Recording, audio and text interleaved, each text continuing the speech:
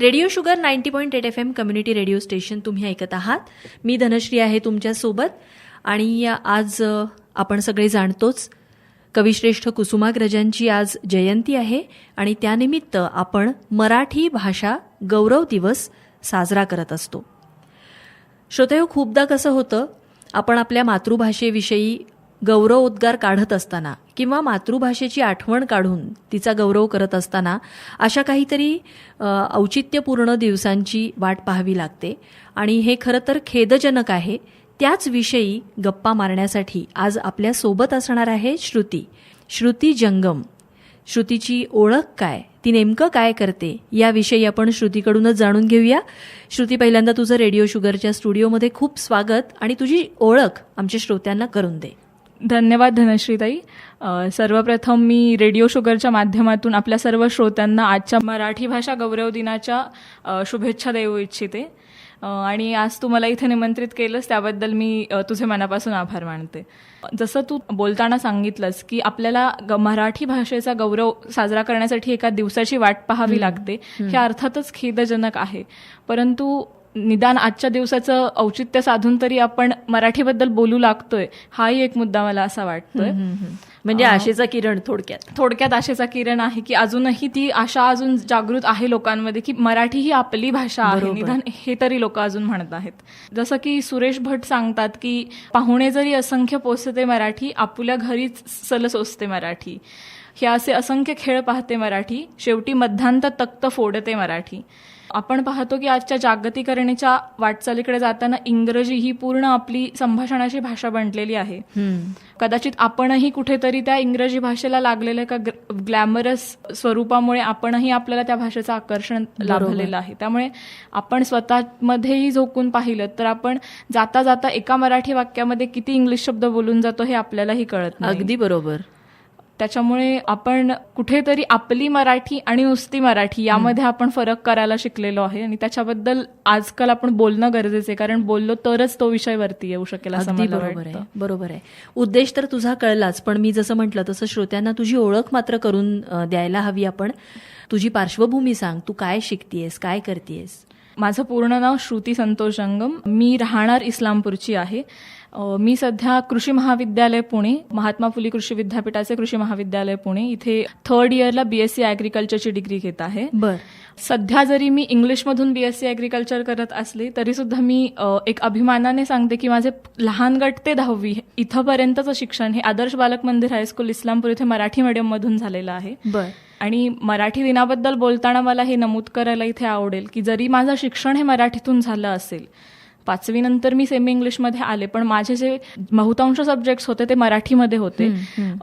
थोडंफार मलाही वाटलेलं की आपण पुण्यासारख्या शहरात जाऊ जिथे ज्या महाविद्यालयामध्ये वेगवेगळ्या राज्यातून मुलं आली असतील त्यांच्याशी आपण संवाद कुठल्या भाषेतून साधणार, कारण ते गुजराती बोलतील, राजस्थानी बोलतील, आपण मराठी बोलू, आपल्याला इंग्लिश जमेल का, हा न्यूनगंड होता. पण मला इथे अभिमानाने नमूद करावेसे वाटते की आज माझ्या महाविद्यालयामध्ये जितके काही कार्यक्रम होतात त्यामध्ये मी अत्यंत उत्कृष्ट इंग्लिश बोलू शकते. मी माझ्या मित्रमैत्रिणींशी एकदम व्यवस्थित इंग्रजीमध्ये संवाद साधू शकते आणि मराठीमुळे मला तोटा झाला असं नाही, तर मी मराठीमधून शिक्षण घेतलं म्हणूनच कदाचित मी इंग्रजी एवढी लवकर आणि व्यवस्थितरित्या आत्मसात करू शकले असं मला वाटतं. वा, अगदीच बरोबर आहे. हे मातृभाषेतून शिक्षण घेणं हे कधीच आपल्या आयुष्यात अडथळा असू शकत नाही.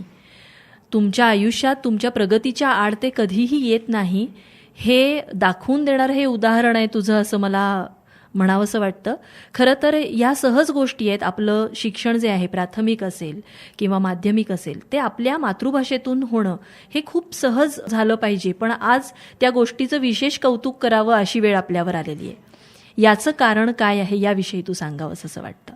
हल्ली मी पाहते की माझ्याच कुटुंबामधले जे काही माझे लहान भाऊ बहीण आहेत त्यांच्याबद्दल शाळेचा निर्णय घेताना त्यांच्या आईवडिलांना असा निर्णय घ्यावा लागतो की आपली मुलं मराठी शाळेत घालूयात की इंग्लिश शाळेमध्ये घालूयात.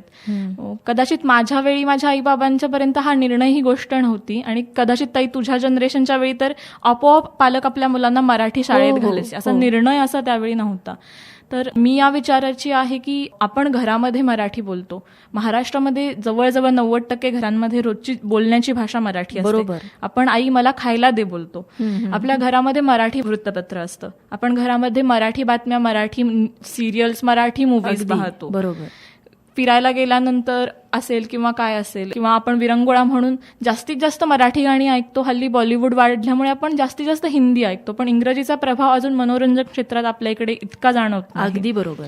त्यामुळे जर आपण लहान वयात, अगदी कोवळ्या वयात 5-6 वर्षात मुलं शाळेला जातात, किंवा त्याही आधी आता किंडरगार्टनची प्रथा सुरू झालेली आहे, तर आपण त्या 4 किंवा 5 वर्षाच्या मुलाला किंडरगार्टनमध्ये घालतो की जिथे टाय, सूट, बूट असतो. त्याच्यामुळे पालकांना वाटतं की आपला मुलगा एका कॉन्व्हेंट स्कूलमध्ये शिकतो. परंतु त्या कोवळ्या वयातल्या मुलाला त्या शाळेमध्ये जाऊन नवीन संकल्पनाही शिकाव्या लागतात. तशाही मराठी जर शाळा नसेल तर त्याला नवीन भाषाही शिकावी लागते. बरोबर. त्यामुळे त्या एवढ्याशा जीवावरती तो किती ताण आला की तुम्ही भाषाही शिका किंवा संकल्पनाही शिका. तेच जर एखादं मूल मराठी शाळेत जात असेल तर त्याला माहिती आहे की ह्याला वही म्हणतात आणि त्या वहीत लिहायचे, ते आपल्याला शाळा शिकवेल. पण इंग्लिश शाळेमध्ये जाऊन त्याला नोटबुक हा शब्द शिकावा लागेल पहिल्यांदा, आणि मग त्याला त्याच्यात ABCD हे सगळं शिकावं लागेल. छोटं उदाहरण घ्यायचं झालं म्हटलं तर पाऊस आल्यानंतर आई लहान बाळाला पहिल्यांदा काय शिकवते की ये रे रे पावसा, तुला देतो पैसा. आपण अजिबातच रेन रेन कम अगेन म्हणत नाही. आणि इंग्रजीपर्यंत जायपेक्षा आपण हिंदीमध्ये सुद्धा आपण बरसोरे मेघा मेघा म्हणत नाही, आपण ये रे रे पावसाच म्हणतो. तर मग इंग्रजीचा अट्टहास कशासाठी? आजकालच्या जगात इंग्रजी ही आलीच पाहिजेत. इंग्रजीला दुय्यम लेखून चालणार नाही, कारण स्पर्धेचं जग आहे. इंटरनेटमुळे जग अगदी आपल्या बोटांवरती आहे.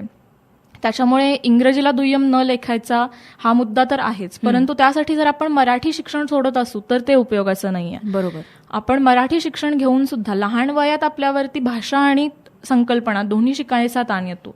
परंतु मी माझ्या स्वतःच्या अनुभवाने सांगते की जोपर्यंत आपण किशोर वयात जातो, मग महाविद्यालयीन शिक्षण असू दे, म्हणजे 11वी 12वी, तोपर्यंत आपण घेतलेल्या संकल्पनांनी, ज्ञानाने, अनुभवाने इतके परिपक्व झालेलो असतो, आपली बुद्धी आणि मन दोनही त्या गोष्टी ऍक्सेप्ट करायला तयार असते की आपल्याला आता नवीन काहीतरी शिकायचंय. बरोबर. आणि हल्ली सेमी इंग्लिशचा आलेला पर्याय हा मला खूप सुवर्ण मध्य वाटतो या दोन्ही गोष्टीतून. कारण आपण 5वी पासून विज्ञान आणि गणित आणि इंग्लिश हे तिन्ही महत्वाचे सब्जेक्ट जे आपल्याला स्पर्धेच्या युगात कामाला येणार आहेत ते इंग्लिशमधून शिकायला लागतो. त्यामुळे थोडीफार का होईना तिथे इंग्रजीची सुरुवात होते. आणि आपण मराठी शाळेत जरी जात असलो तरी ABCD तर शिकवलीच जाते. त्यामुळे इंग्लिश हे आहेच, असं नाही की तिथे फक्त मराठी शिकवलं जातं. उलट तुम्ही दुसऱ्या हाताला इंग्लिश शाळेमध्ये गेला तर तिथे फक्त इंग्लिश शिकवलं जातं, ना की मराठीची अबकड शिकवली जाते. बरोबर. मला असं वाटतं की महाविद्यालयीन शिक्षणापर्यंत आपली बुद्धी आणि आपलं मन एवढं परिपक्व झालेलं असतं की त्यावेळी आपण इंग्रजी आपोआप आत्मसात करू शकतो. आणि आजकाल इंटरनेटमुळे आपण मोबाईलचा उपयोग करून घेऊन काहीही, कुठलीही भाषा शिकू शकतो. आपण बरेच जण फॉरेन लँग्वेजेस शिकताना सुद्धा पाहतो. तर मराठी आणि इंग्लिश हा भेदभाव जास्त नाही होणार त्यावेळी. आणि हा जो भेद आहे, म्हणजे तू म्हणालीस तसं ते अगदीच बरोबर आहे की इंग्लिशला किंवा इतर कुठल्याही भाषेला कमी लेखणं हा आपला उद्देश नाहीये. जेव्हा आपण आपल्या मातृभाषेचा गौरव करतो किंवा तिचं महत्व पटवून देत असतो, तेव्हा आपला सांगण्याचा उद्देश हाच आहे की कोवळं जडणघडणीचं जे वय असतं त्या वयात मातृभाषेतून, मराठीच असं नाही, एखाद्या कन्नड भाषिकानं कन्नडमधून शिकावं, प्रत्येकानं आपल्या मातृभाषेतून शिकावं. अगदी त्याच्या जवळ जाऊन बोलायचं झालं तर ज्या भाषेत आपण विचार करतो, ज्या भाषेत विचार करतो, बरोबर, त्या भाषेतलं शिक्षण हे तुमचा पाया मजबूत करतं. आणि त्या भक्कम पायावर तुम्ही मग पुढचं तुमचं करिअर जे असेल ते कुठल्याही भाषेत करू शकता, हा विश्वास तुमच्यामध्ये निर्माण होतो. बरोबर. म्हणजे आपण आता जर पाहिलं तर गेल्या वर्षी आलेली न्यू एज्युकेशन पॉलिसी आपण खूपच चर्चेमध्ये ऐकली. त्यामध्ये जर आपण त्याचा डिटेलमध्ये अभ्यास केला तर ती योजना सुद्धा याच मताची आहे की मुलांना मातृभाषेत शिक्षण हे मिळायलाच हवं.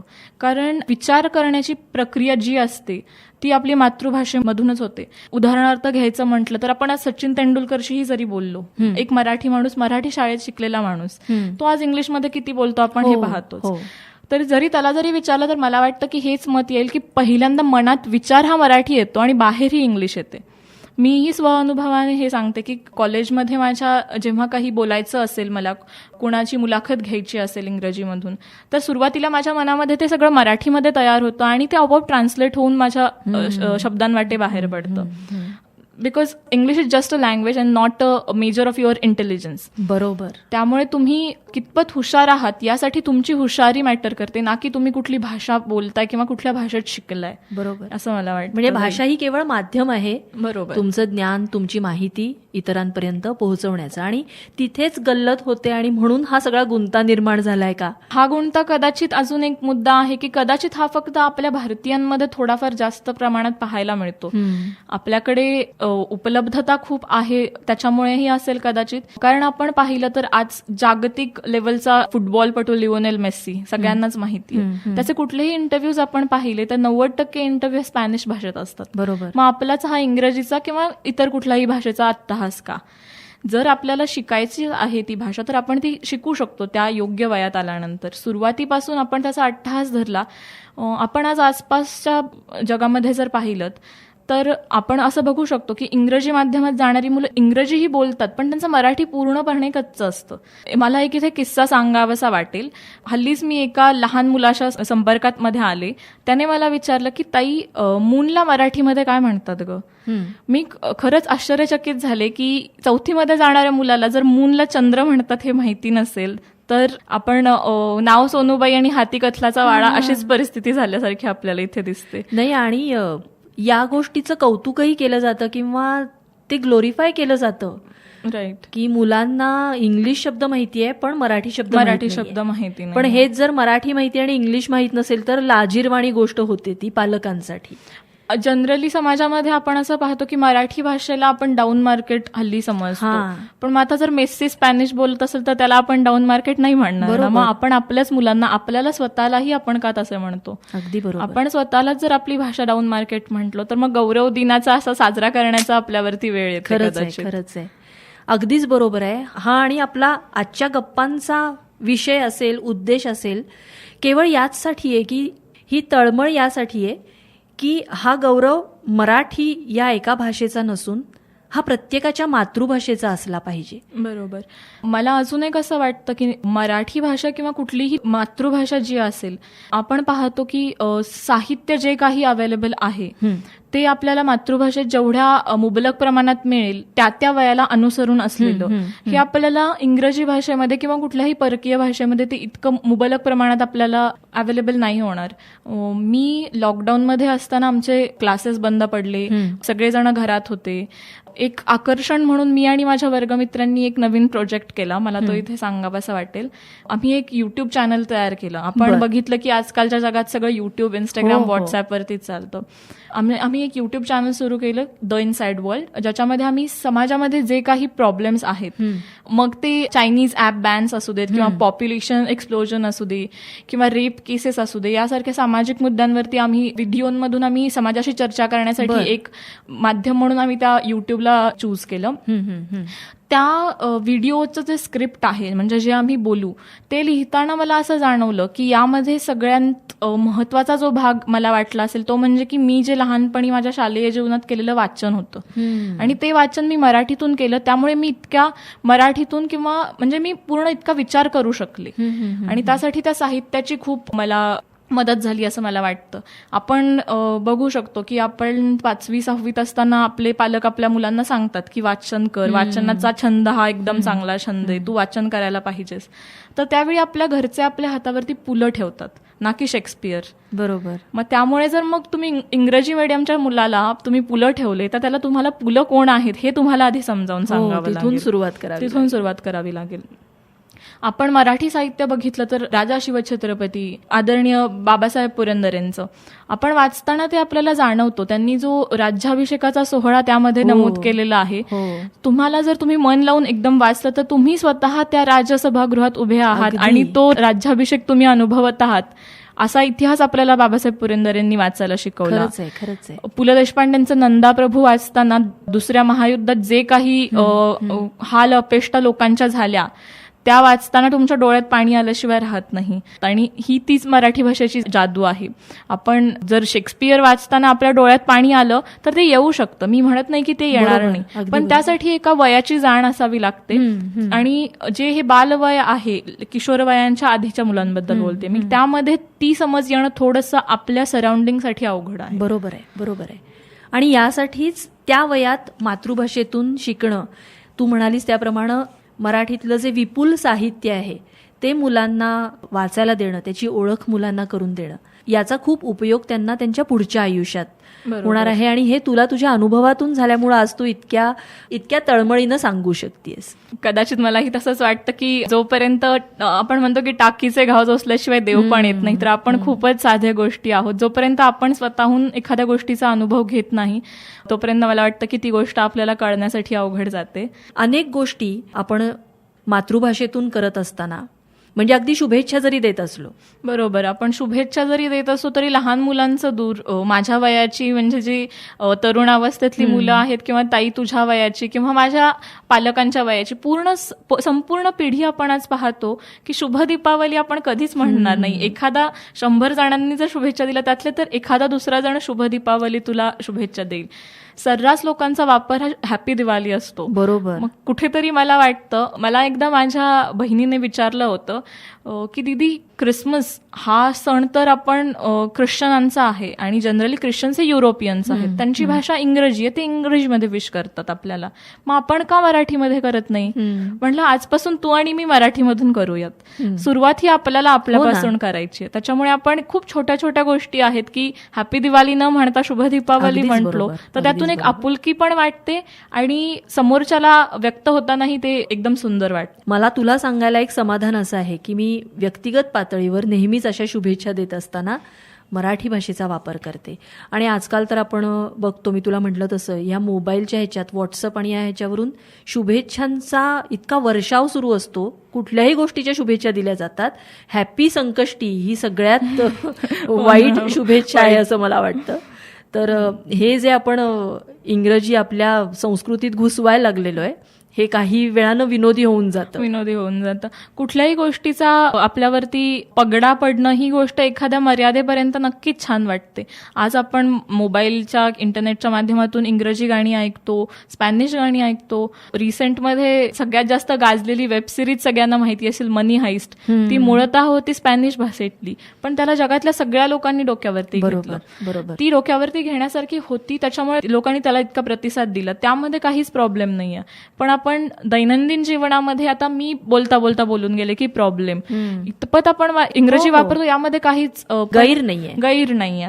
पण जर आपण पूर्णपणे मराठीला जर त्यासाठी सोडून देत असू तर ते कुठेतरी चुकीचं ठरेल असं मला वाटतं. अगदीच बरोबर आहे तू. आणि आता ज्या स्पॅनिश वेबसिरीजचं उदाहरण दिलंस, यातून पुन्हा हेच आहे, संस्कृतीचं आदान प्रदान होत असताना भाषा ही केवळ माध्यम आहे. बरोबर. भाषेला सर्वोच्च स्थान देण्यापेक्षा या सांस्कृतिक आदान प्रदानाला आपण वरचं स्थान देऊया. भाषेला केवळ माध्यम म्हणून वापरूया आणि माध्यम म्हणून वापरत असताना अंधानुकरण करणं आपण टाळूया. भाषा ही फक्त शब्दांची नाहीये, तर भाषा ही एक विचारांची भाषा असते किंवा ती भावनांची भाषा असते. आपण आपल्या मातृभाषेवरती प्रेम करतो किंवा आपण आपल्या मातृभाषेशी जुळून राहतो, हे सांस्कृतिक दृष्ट्या जितकं महत्वाचं आहे तितकंच मला वाटतं की ते सामाजिक आणि वैयक्तिक दृष्ट्या सुद्धा आपल्याला महत्वाचे. कारण आता बोललेल्या संभाषणात आपलं झालं की ती फक्त संभाषणाची भाषा नाहीये, तर मला असं वाटतं की भाषा ही आपल्याला एक स्वतःचा भावनात्मक विकास करण्याचं साधन सुद्धा वाटते. कारण आपण लहानपणापासून मराठी अभंग ऐकतो, आपल्याला आजी आपली मराठी अभंग शिकवते, त्यामधून जे संस्कार आपल्यावरती होत असतात ते संस्कार मला वाटतं की ते भाषा आहे म्हणून ते संस्कार होतात. बरोबर. इतकं जर आपण मराठीला सोडून जर पुढे वाहवत निघालेलो असू तर माझ्या पिढीपर्यंत, तुझ्या पिढीपर्यंत ताई, आपल्याला आपल्या आजीने सांगितलेले अभंग थोडे का होईनात कळायचे. पण मला असं वाटतं की आपण आपली सध्याची परिस्थिती पाहता भविष्यात असे दिवस येतील की एखाद्या बाळाची आई, आजी त्याला सांगेल की अबीर गुलाल उधळीत रंग, नाथा घरी नाचे सखा पांडुरंग, आणि ते बाळ विचारेल आजी सखा म्हणजे काय. तर त्यामध्ये मला वाटतं की ही सांस्कृतिक जडणघडण जी आहे ती मराठीमध्ये आहे. बरोबर आहे. आपण जेव्हा असं भाषा वाचवण्यासाठी अशी चर्चा करतो, अर्थातच ते फारसं चांगलं नाहीये अशी वेळ आपल्यावर येणंही, पण तरी सुद्धा बालवयात मातृभाषेतून शिकलं म्हणजे मराठीतून शिकलं आणि आपली चांगली जडणघडण झाली आणि मग आता बाहेरच्या जगात जाण्यासाठी आपल्याला इंग्रजी तर आवश्यक आहेच, त्याला पर्याय नाही, ही सुद्धा वस्तुस्थिती आपण नाकारून चालणार नाही. अशा वेळी तो कॉन्फिडन्स येण्यासाठी, तो आत्मविश्वास येण्यासाठी म्हणजे मराठी सोडून इतर भाषा कॉन्फिडेंटली लोकांसमोर मांडण्यासाठी, लोकांशी संवाद साधण्यासाठी जर आपल्याला यायला हवी असेल तर त्याविषयी, ती शिकण्यासंदर्भात तू काय सांगशील? आपण मराठी भाषेमध्ये जर आपली जडणघडण झाली असेल तर कुठल्याही इमारतीचा जर पाया भक्कम असेल तर वरती आपण ताजमहालपासून पॅरिसच्या आयफेल टॉवरपर्यंत खूप अभिमानाने काहीही बांधू शकतो असं मला वाटतं. तुम्हाला कुठल्याही क्षेत्रामध्ये जर तुम्हाला तुमचं स्थान मिळवायचं असेल तर सगळ्यात महत्त्वाची गोष्ट आहे ती म्हणजे तुमची बुद्धिमत्ता आणि तुमचं हार्डवर्क. आणि ही बुद्धिमत्ता डेव्हलप होते ती विचारांनी, आणि ते विचार डेव्हलप झाले आपले मराठी भाषेमुळे किंवा आपल्या मातृभाषेमुळे. त्यामुळे मला असं वाटत नाही की आपल्याला त्या वयामध्ये अडचण येईल. मी स्वतःचं उदाहरण देईन की मी 10वीपर्यंत पूर्ण मराठी सेमी इंग्लिश माध्यमातून शिकलेले आहे. सायन्स आणि मॅथ्स सारखे विषय हे इंग्रजीमधून झाल्यामुळे अडचण बरीच कमी प्रमाणात होतीये. जसं की ताई तुमच्या वेळी पूर्ण इंग्रजीमधून असल्यामुळे तुमच्या समोर जास्त अडचणी होत्या असं मला वाटतं, पण आमच्या समोर त्या कमी झाल्यात. आणि इंटरनेटचं युग, आपण बरेच जण पाहतो की जे इथे बॅचलर्स आणि मास्टर्स डिग्री झाल्यानंतर परदेशामध्ये जॉब्सना जातात. जास्त करून IT क्षेत्रातले लोक आपण पाहतो की त्यांना ऑस्ट्रेलिया, जर्मन, UK या ठिकाणी त्यांचे जॉब पोस्टिंग्स असतात. तर बरेच जण आपण जर्मन लँग्वेज शिकताना पाहतो. पुण्यामध्ये जर तू गेलीस तर प्रत्येक गल्ली बोळामध्ये तुला एक जर्मन लँग्वेजचा क्लास दिसेल. मग जर आपण अशा लँग्वेज त्यावेळी शिकू शकतो तर इंग्रजी आपल्यासाठी त्यावेळी अवघड नाही राहणार. बरोबर. आपण जर जनरली पाहिलं तर माझ्या वयाची मुलं म्हणजे आम्ही कॉलेजमध्ये जाणारे विद्यार्थी, आम्हाला लँग्वेज बॅरियर हे नसतं. आम्ही स्पॅनिश सिरीज बघतो, आम्ही इंग्रजी गाणी ऐकतो, आम्ही जर्मन गाणी ऐकतो. तर यामधून गाणी असू देत, मूव्हीज असू देत, सिरीज असू देत किंवा वेगवेगळे टॉक शोज असू देत. मी स्वतःच सांगते, मी 11वी-12वी मध्ये टेडएक्स नावाचा एक शो असतो, त्या शोने मी खूप इन्स्पायर झाले होते. मी टेडएक्स खूप ऐकायचे. मला अक्षरशः माझा छंद काय तर मला टेडएक्स टॉक ऐकायला आवडेल असं मी सांगू शकत होते त्यावेळी. तर ते टॉक ऐकल्यानंतर ते इंग्रजीमधून असतं. तर ह्यातून आपण त्यावेळी इंग्रजी भाषा शिकू शकतो. कानावरती भाषा पडली की ती आपल्याला शिकायला काहीच अवघड नसते. त्याच्यामुळे नंतर इंग्रजी शिकणं खूप अवघड होतं. ही कॉन्सेप्ट काढून टाकायला पाहिजे, कारण गेल्या दशकात म्हणण्यापेक्षा गेल्या 20-30 वर्षात ही कॉन्सेप्ट नाही राहिलेली आहे. कारण इंटरनेटच्यामुळे आपल्याला जगातलं कुठलंही भाषेचं साधन आपल्या हातात आहे. बरोबर. त्याच्यामुळे परत भाषा शिकता येणार नाही आणि आपली मुले मागे पडतील किंवा आपण मागे पडू. हा कॉन्सेप्ट खूपच चुकीचा असं आहे मला म्हणावा. म्हणजे मला आता त्यानिमित्तानं आपण आवाहन करूया आपल्या या गप्पा ऐकणाऱ्या श्रोत्यांना की तुमच्या मनात जर अशी शंका असेल की तुमची मुलं लहानपणापासून इंग्रजी नाही शिकली तर ती जगात स्पर्धेत मागं पडतील, तर तसं अजिबात नाहीये. अजिबातच नाही. त्यांना त्यांच्या त्या लहान वयात मातृभाषेतून म्हणजे मराठीतून शिकू द्या, त्यांच्या कन्सेप्ट क्लिअर होऊ द्या आणि मग पुढे त्यांना या गोष्टी शिकण्यासाठी, इतर भाषा शिकण्यासाठी अडचण अजिबात येणार नाही. श्रुती, खूप छान गप्पा आपल्या झाल्या आणि मला वाटतं यातून खूप चांगल्या गोष्टी आपल्या श्रोत्यांना सुद्धा विचार करायला लावतील, अशा गोष्टी त्यांनाही मिळाल्या असतील अशी खात्री वाटते. तर आज मराठी भाषा गौरव दिनानिमित्त आपण या ज्या छान गप्पा मारल्या त्याच्या शेवटी श्रोत्यांना तुला काय सांगावंसं वाटेल? शेवटी मला श्रोत्यांना असं सांगावं वाटतंय की मराठी भाषेचा गौरव हा अलौकिक असला, ती जरी आपली जिव्हाळ्याची भाषा असली तरी ही गोष्ट आपण आता मान्य करायला हवी की ती आपल्यापासून थोडी दुरावली आहे. मराठी भाषेचे जे संस्कार आहेत, तिचा जो गोडवा आहे किंवा तिचा जो आपल्याला असलेला अभिमान आहे तो आपण कुठे ना कुठेतरी थोडासा विसरत चाललोय. Sorry, I am not comfortable in Marathi हे म्हणायला लोकांना हल्ली अभिमान वाटतो किंवा हे वाक्य बोलायला लोकांना खूप गौरवास्पद वाटतं. आणि अशातूनच एक दिवस असा येतो की आपल्याला वर्षभरातून एक दिवस मराठी भाषा गौरव दिन म्हणून साजरा करावा लागतो. एक दिवस मग आपण सर्व WhatsApp status, Facebook post, Instagram stories upload करतो की लाभले आम्हास भाग्य प्लस इमोजी इमोजी इमोजी. तर मग मला असं वाटतं की खरंच यातून आपली मराठी भाषा जपली जातीये किंवा खरंच आपल्याला आपल्या मराठी भाषेचं संगोपन करता येतंय का या सगळ्या गोष्टींमधून. जसं माधव जुलियन म्हणतात की मराठी असे आमुची माय बोली, जरी ती आज राजभाषा नसे, नसे ऐश्वर्य या माऊलीला, यशाची पुढे आशा असे. तर फक्त हा आशावाद करून बसण्या इतपतच्या जगात आज आपण राहिलो नाहीयेत असं मला असं वाटतंय. प्रत्येकाने खारीचा वाटा आपला दिला पाहिजे हा आशावाद पूर्ण करण्यासाठी. आणि याच खारीच्या वाट्याने एक दिवस आपली मातृभाषा खरंच आपल्या हृदयाच्या जवळ परत एकदा येईल. अगदी बरोबर आहे. आणि आपल्या येणाऱ्या पिढ्यांमध्ये त्याचे संस्कार आणि तो अभिमान पुन्हा एकदा रुजला जाईल. कारण मराठी भाषा गौरव दिन ही एक संकल्पना न ठेवता ती खरोखर एक जगण्याचा भाग होऊन जाईल. खऱ्या अर्थाने त्या दिवशी आपण अभिमानाने म्हणू शकू की लाभले आम्हास भाग्य बोलतो मराठी, अगदी. जाहलो खरेच धन्य ऐकतो मराठी. आणि I am not comfortable in Marathi असं सांगताना सांगताना खरोखरच वाईट वाटेल. एखाद्याला. असं म्हणताना आतमध्ये कुठेतरी जो आनंद किंवा अभिमान वाटत असेल तर तो जाईल आणि त्या जागी थोडं खजील व्हायला होईल.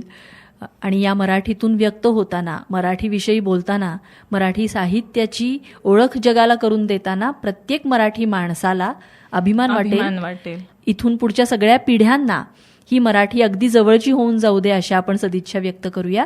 आणि आता थांबूया. तू आज आम्हाला वेळ दिलास आणि खूप छान गप्पा मारल्यास, त्यासाठी तुझे अगदी मनापासून आभार. धन्यवाद ताई. सर्वात आधी रेडिओ शुगरच्या सर्व श्रोत्यांना मराठी भाषा गौरव दिनाच्या पुन्हा एकदा हार्दिक शुभेच्छा देते. आणि ताई, तू मला इथे आमंत्रित केलंस आणि माझे विचार व्यक्त करण्याची संधी दिलीस, याबद्दल मी तुझे मनापासून आभार मानते. आणि खरंच ज्या दिवशी मराठी भाषा ही खरंच आपली मातृभाषा म्हणून आपण अभिमानाने सांगू असे दिवस येतील, त्या दिवशी मला नक्कीच आनंद होईल की माझा सुद्धा खारीचा वाटा यामध्ये मी तुझ्या स्वरूपाने दिलेला आहे. आणि तेव्हा आपण पुन्हा एकदा येऊन गप्पा मारू. नक्कीच, मलाही नक्कीच मी त्या दिवसाची वाट पाहन.